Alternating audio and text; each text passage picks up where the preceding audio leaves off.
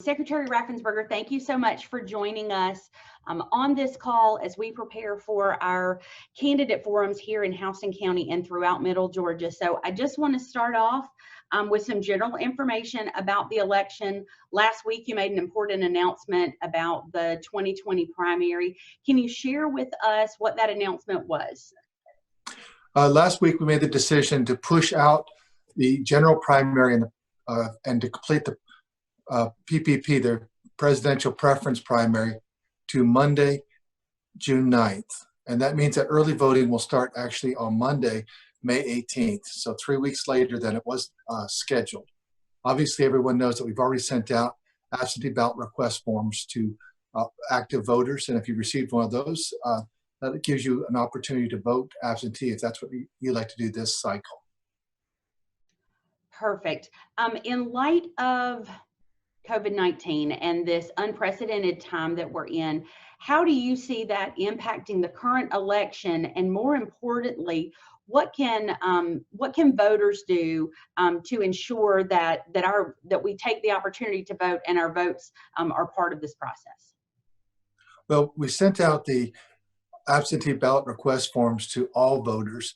We just didn't pick an age group or people that had underlying health conditions. We wanted to make sure we just touched all voters because we knew that both political parties and several third-party groups are going to do that anyway.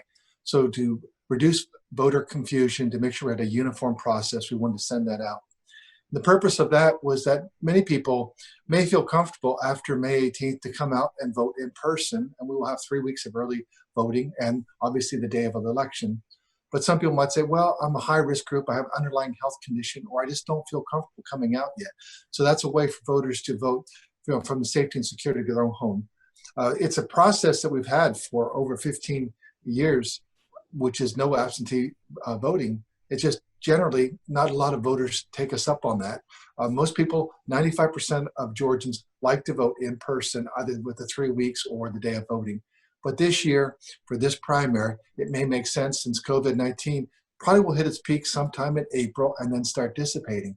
What if that dissipation looks like, we don't know yet. What will it look like on May 18th when we start early voting? What will it look like on June 9th? So it just gives people, that option of voting early and voting absentee. Wonderful. So what should people look for in the absentee ballot that was sent in the mail? How can they know that this is the official request and that by submitting this, they'll get their absentee ballot? Well, it's going to be a white envelope with that light blue and red that says secure the vote on the outside. And then when you lift it up and open it inside, your name will be there, your street address will be there, and there'll be a couple blanks there. One is your birth date. Your neighbor across the street doesn't know your birth date, so that's something that we know is generally more confidential information. So put on your birth date and sign it. But then you have to make a choice. Do you want a Republican ballot, a Democrat ballot, or an independent ballot for the elections in June? This is the general primary that we have when everyone's picking their partisan, do they want to vote for which political party or independent? So that's very important because we don't know which ballot to send you if you want to vote absentee. We just didn't want to send out obviously, we could send out 3 different ballots, which would be total voter confusion. People would have probably voted in a couple of those, not realizing that you can only vote in one. So make your selection of which party you want, put an X there, sign your name, close it up, put a stamp on it, and send it back to us. That actually will go to your county election official, and they'll enter the data and then upload it to the Secretary of State's office. And then from there, we'll have a third-party vendor who's going to be sending out the absentee ballots.